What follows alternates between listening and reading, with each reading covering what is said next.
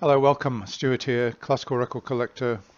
I've not made a video in nearly a month, and the simple reason for that is that I've not really been doing any buying, and I've had no other reason to make a video, so that's how it is. But that doesn't mean to say that I'm not listening to my records, and I'm not enthusiastic about listening to records and collecting records and my system and everything like that. I'm still very much interested in everything.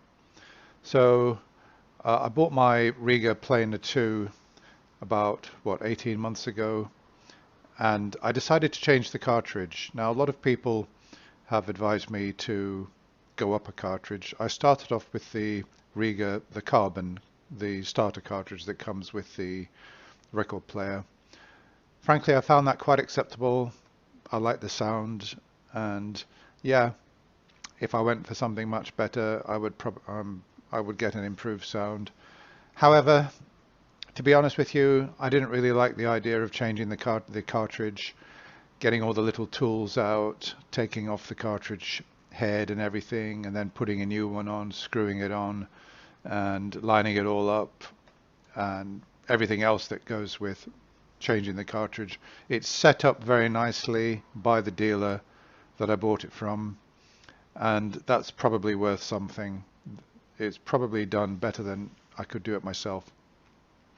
So I decided just simply to change the stylus, the bit at the front. So yeah, I took out the old one. I went onto eBay. I found somebody who sells them, and I bought a new one for about, I think, 16 or 17 pounds. Oddly enough, it didn't actually arrive. The seller posted it, at least said that she'd posted it. It didn't arrive, and she had to send out a replacement, which did arrive.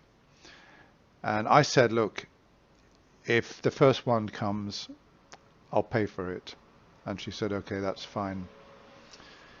She was a little bit difficult at first, which surprised me. That's a story in itself.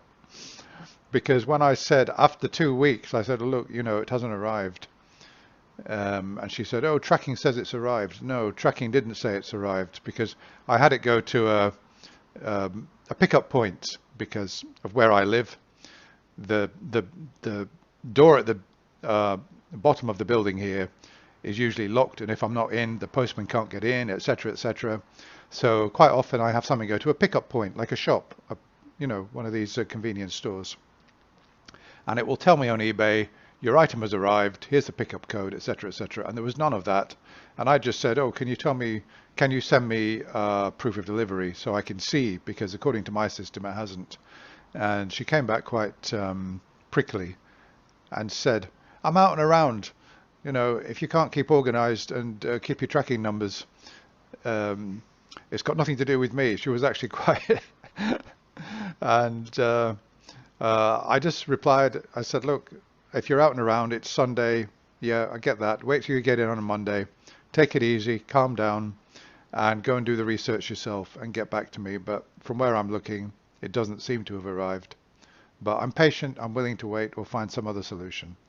So being a seller myself, I understand that sellers can get upset, but I think she reacted a bit too quickly. If it was me, I would have just said, I'm back in my office on Monday. I'll get back to you. But because she told a lie, there's no way that tracking says that this thing's arrived. She's just said, oh, tracking says it's arrived. No, tracking didn't say it's arrived. However, yeah, the next day comes and she says, okay, I'll send out a replacement. I said, yeah, that's fine. So she sent out a replacement, and that arrived. It arrived within a few days. I went to pick it up. I installed it. Everything's fine. I'm happy with it. Now, lo and behold, would you believe, about 2 weeks later, the original arrived. Can you believe that? I don't know how. I don't know what happened. But I was going to this pickup point to pick up something else. Yeah, because I'd written off the first one. I went to the pickup point to pick up something completely unrelated. And while I was there, the guy behind the counter said, oh, this is here as well. And I looked at it. I thought, oh, I don't believe it. That's the original item. And I said, oh, that's odd. And anyway, he gave it to me. And I got in touch with the seller. I said, look, the first item's arrived. Thank you very much. I'll keep it and I'll pay for it. So I paid for it and that's it. So I've now got, I'm going to change that stylus once a year, and I've now got another one for the following year. And that's what I'm going to do. I'm happy with the sound. No, I mean, if I was going to upgrade any part of my system, I would probably upgrade the speakers, because I've got these little LTAC bookshelf speakers. Again, I like the sound of my system, so why bother? But if I was going to upgrade anything, I've got a friend actually who's got a pair of Rogers LS2As. In the 90s, I bought some Rogers 4, what were they? Rogers 4SAs, 4SLAs, I think they were called. And I was really impressed with them, and he heard them, and he went out and bought some Rogers as well, Rogers LS2As, for some reason, the smaller version. He's got 2 sets of those, and I'm thinking that I might buy a set off him, and that would be probably quite a nice upgrade for me. Okay, well, I've come on and I've talked about my hi-fi really. So yeah, I'm all set up with my system. I've also cleaned my turntable at last. It was getting very dusty, and boy, does it look better. Does it look nice when it's been nicely shined up and cleaned, all the dust taken off it. So in terms of buying records, I've been out. I went out yesterday, and I do go into charity shops in my region, but there's just been, there's just been nothing to buy.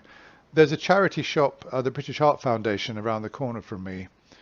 I've been going in there maybe once every 2 weeks for ages, hoping that some classical records will appear.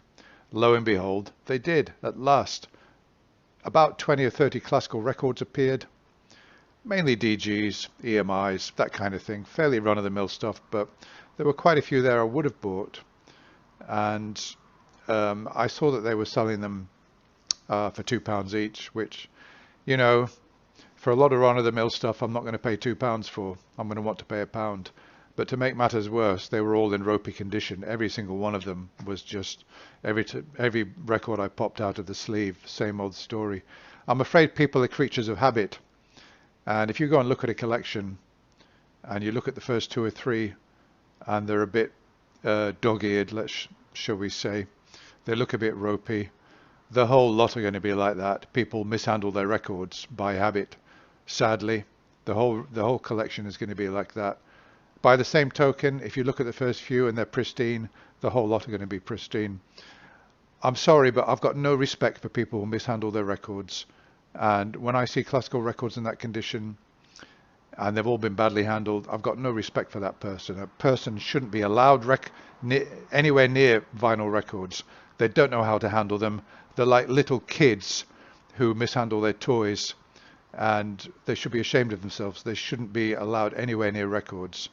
So consequently, yeah, finally some records came into the British Heart Foundation, and I didn't buy any. Okay, well, I went into Bernardo's yesterday, and well, I found a few, nothing too exciting, but anyway, I'll show you what I've got. Yep, good old Andrew Lloyd Webber, Jesus Christ Superstar. I've got a few musicals in my collection. This is good actually, because it's got the lyric sheet in it, yeah, which I always like to see. It's got the lyric sheet. The record's in really good condition, so I was pleased to get hold of that. That's with Paul Nicholas. It's the original, the original London cast. And then I got this. Now, early music, and this is very early, like 1474, William Dufay.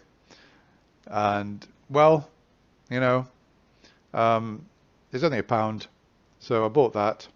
I've had a listen to it. It's absolutely phenomenal. It is really beautiful singing, and it just follows the traditional Roman Catholic Mass setting, the Kyrie, the Gloria, Credo, Sanctus, etc., and some other pieces on here. Just really beautiful sound, and I'm really, really pleased with that. So yeah, and I bought this, some Austrian music, songs from musical comedies, that kind of thing, sort of, I mean the kind of music you might hear if you went into Vienna and you went downstairs into one of these beer cellars, and you can imagine that you might hear this kind of music. So that's quite nice. And then finally this, The Art of Dame Janet Baker. Actually, I've seen that in there before, and I decided to buy it finally. It's got a 80s large dog label, and well, she was a great singer, so I thought I'd have that 3-record set in pristine condition, and they all cost me £1 a disc. So anyway, okay, well, that's my update. I'm hoping to go somewhere within the next couple of weeks.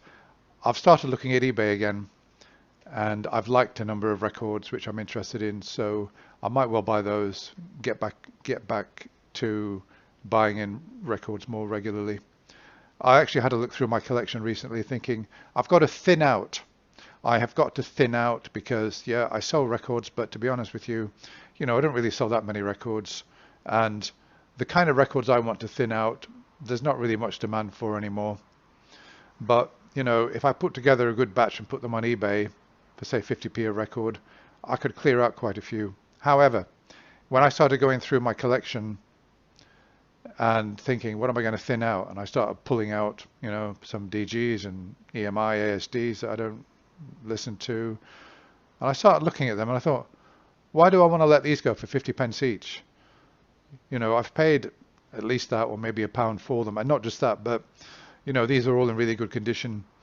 I mean, the sort of £10 I could get for these is meaningless. I thought, to hell with it. I'll just keep them all.